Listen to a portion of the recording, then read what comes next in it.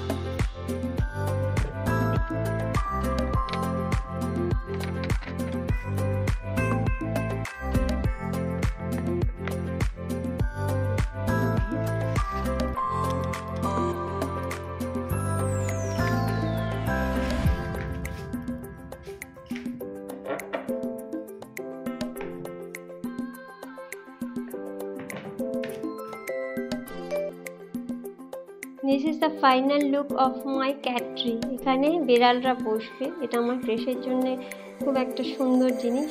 আর এটা হচ্ছে সেকেন্ড একটা ক্যাটের বক্স, ক্যাটদের বসার জন্য। আমি দুটো কিনেছি।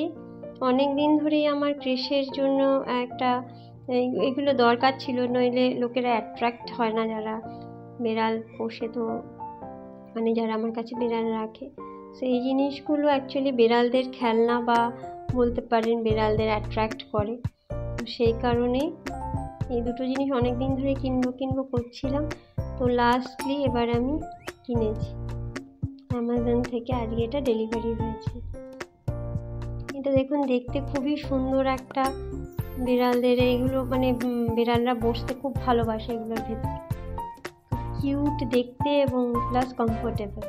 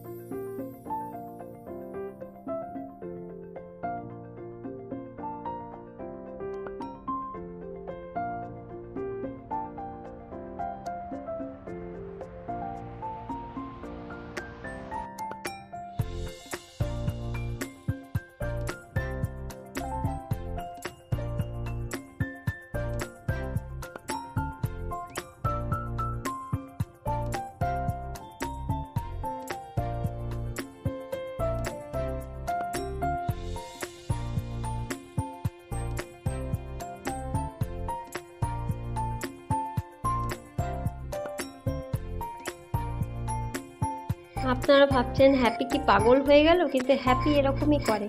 খাবার যখন মাখাই এবং যতক্ষণ ওকে না দিচ্ছি ততক্ষণ ঠিক এইরকমভাবে ও ঘুরতে থাকে। এটা কিন্তু আমি একটু স্পিড আপ করিনি, এটাই ওর নর্মাল মানে ওর বিহেভিয়ার।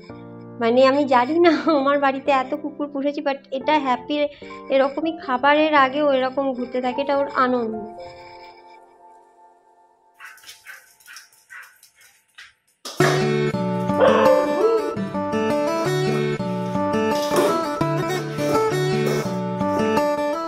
আমার তো ছাদের কাজ হচ্ছে, এই হচ্ছে খুব একটা মানে খুব তাড়াতাড়ির মধ্যেই হচ্ছে কাজটা, কিন্তু আমার যেটা সব থেকে বেশি ভয় হচ্ছে যে আমার টাকা শেষ হয়ে যাবে। আমার সেটা বাড়ির কাজ করছি, সেটা একদিকে যেমন আনন্দ হচ্ছে, এটা আমার দরকারও ছিল যে একটা কেয়ারটেকারের ঘর হোক। আমাদের বাড়িটা বড় হলেও পুরো বাড়িটা না কানেক্টেড, একটা জায়গায় কেউ ঢুকলে সে পুরো বাড়ি অ্যাক্সেস করতে পারে। এবার আমি এটা বাইরের লোককে রাখবো, সে একটা পুরুষ মানুষ, তো একটা অস্বস্তি আমার থাকে। তো সেই কারণেই সেপারেশনটা আমার দরকার ছিল, সেই জন্য এটা করতে আমি বাধ্য হয়েছি। আমার হাজব্যান্ড যদি এই বাড়িতে আমার সাথে থাকতো তাহলে আমার এটা করতে হতো না, কিন্তু এখন যেহেতু আমি একা থাকি এবং আমি যে কাজটা আমি জন্য লোক খুঁজছি সেটা হচ্ছে একটা ডগ দেখা এবং ড্রাইভার। সো এই দুটো কাজই ছেলেদের কাজ, মেয়েরা খুব একটা এই রকম প্রফেশনে কাজ করে না। মাসি টাসিরা তারা আয়ার কাজ করে, রান্নার কাজ করে, কিন্তু কুকুর দেখা, ড্রাইভিং করা এই ধরনের মহিলারা কাজ করে না। তো সেই জন্য আমাকে পুরুষই রাখতে হবে। এবার আমি একা থাকি, আমার মেয়ে যদি আসে আমার মেয়েও থাকবে, আমরা দুজনে থাকবে, বা সেখানে একটা পুরুষ মানুষ বাইরের লোক একটা ঘরের সারা বাড়িতে অ্যাক্সেস করবে, সেটা একটা অস্বস্তিকর লাগে। সেই কারণে এই ব্যবস্থাটা করতে আমি বাধ্য হয়েছি, এবং এর জন্য বেশ অনেকটা খরচা হচ্ছে। আমার ছাদে ঘর, টয়লেট, বাথরুম করতে হচ্ছে, আর শেড হচ্ছে একটা, আর আমাদের কিছু ফাঁক ফোকর ছিল যেগুলো ভেঙে গেছিলো মেনটেনেন্সের অভাবে, সেগুলোকে বুঝিয়ে দেওয়া হচ্ছে।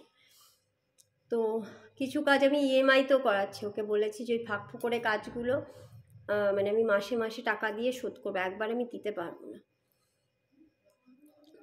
এই হচ্ছে ব্যাপার। এবার খুব মানে চাপেই আছি বলতে গেলে, টাকা পেলে তো হয় না, টাকাগুলোকে যেন ঠিকঠাক ইনভেস্টমেন্ট করতে পারি। এর মধ্যে যেটা হচ্ছে ট্রাস্ট করার জন্য যে লোক, ট্রাস্ট ডিড করার জন্য যে ভদ্রলোককে পয়সা দিইনি, কথা হয়েছিল, সে 2 মাস ধরে বসিয়ে রেখে গত 2-3 দিন আগে বলছে আমি এখন করতে পারবো না, আপনি অন্য কাউকে দেখে নিন। এবার এই ট্রাস্ট ডিডটা না হলে আমি একটা কারেন্ট অ্যাকাউন্ট খুলতে পারছি না, কারেন্ট অ্যাকাউন্ট না খুললে আমার একটা লঞ্চ হতে পারছে না।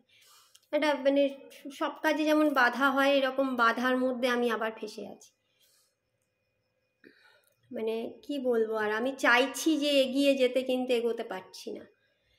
তো একজন ভালো ট্যাক্স কনসালটেন্টের আমার খুব ইমিডিয়েট দরকার, যে কিনা আমাকে একটু হেল্প করবে।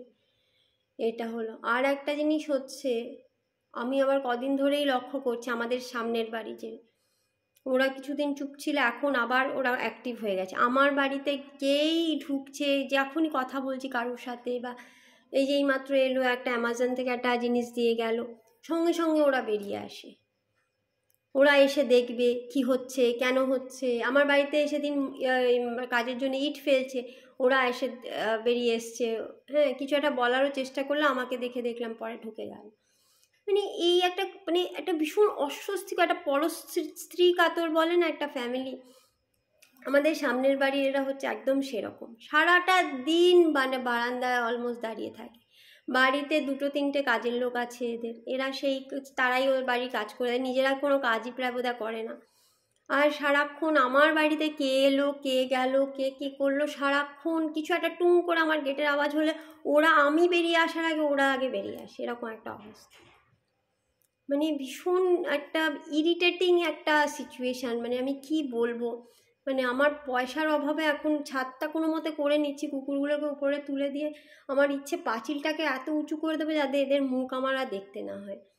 মানে সারাক্ষণ মনে হবে যেন কেউ কিছু হলেই অমনি বেরিয়ে আসছে, কেউ এলো। কারোর সাথে হয়তো আজ দুপুরবেলায় হয়েছে, একজন, আমি উপরে কাজ হচ্ছিলো বলে না, এখানে কিছু ময়লা পড়েছে, আমি পরিষ্কার করছিলাম, তো একজন চেনাশোনা মহিলা আমার সাথে কথা বলছিল, কথা বলতে বলতে দেখি ওরা বেরিয়ে এসছে, মানে আমি কার সাথে কথা বলছি দেখবে বলে। এখন অ্যামাজন থেকে মাল এসছে, ওরা বেরিয়ে এসছে। আমার বাড়িতে ইট রাখতে এসছে, গাড়ি এসে থেমেছে ইট রাখবে বলে, ওরা বেরিয়ে এসছে। মানে সারাক্ষণই, আর এমনিও মানে সকাল থেকেই প্রায় খানিকক্ষণ বাদে বাদে দেখা যায় ওরা সারাক্ষণ বারান্দায় দাঁড়িয়ে থাকে। বয়স্ক 2জন মানুষ, মানে এবার কোনো কাজকর্ম নেই এদের, ঠিক আছে, আমার কথা হচ্ছে কাজকর্ম নেই, কিন্তু আমার ব্যাপারে আমার বাড়ির দিকে এত নজর দেওয়া কেন? তোমাদের কাজকর্ম নেই, তোমরা যা খুশি করো বাড়িতে, তোমাদের যা প্রাণে চায় করো, বাট এবার আমার ধারণা এরা শুধু দেখেই না এগুলোকে, ফোনে এরা আমার হাজব্যান্ডের সাথেও যোগাযোগ করে, ওরও কান ভরে, ও কিছু হয়তো বলে আমার বিরুদ্ধে, এই সব ওরা করে বেড়ায়। কারণ মানে ওই যে এদের কথাবার্তা, আচার আচরণ এবং আমার হাজব্যান্ডের ইসের সাথে আমি খুব মিল দেখতে পাই, সেই জন্যই আমার এই আইডিয়াটা হয়েছে যে এদের সাথে আমার হাজব্যান্ডের যোগাযোগ আছে। কেন যে এদের কি আমি ক্ষতি করেছি? কোনোদিন এদের সাথে আমি ঝগড়াও করিনি, কিছু না, আমি আমার মতো আমার বাড়িতে আছি। বাট এদের একটা কিসের জানি না, এরা মানে একটা হিংসেতে ভোগে। আমি যে আমার নিজের মতো একটা ছোট ব্যবসা করছি, আমি এতগুলো কুকুরকে নিয়ে আছি, কেউ আমাকে দমাতে পারছে না। ইনহাও অনেকভাবে তো সবাই চেষ্টা করছে যাতে আমি কুকুরগুলোকে মেরে ফেলি বা আমি একটা কিছু করে ফেলি, সেটা যে আমি করছি না, নাকি তার জন্যে, নাকি আমি ভালো গান করি বলে, আমি জানি না এদের কি প্রবলেম। আমি ইউটিউব করি বলে বলে ফেলেছে, এর একটা ব্যবসা করে, অজস্র কুকুর আছে এদের বাড়িতে, ইউটিউব করে, একদিন ঝগড়া করতে করতে সব বলছিল। তো হোয়াট ইজ দেয়ার প্রবলেম?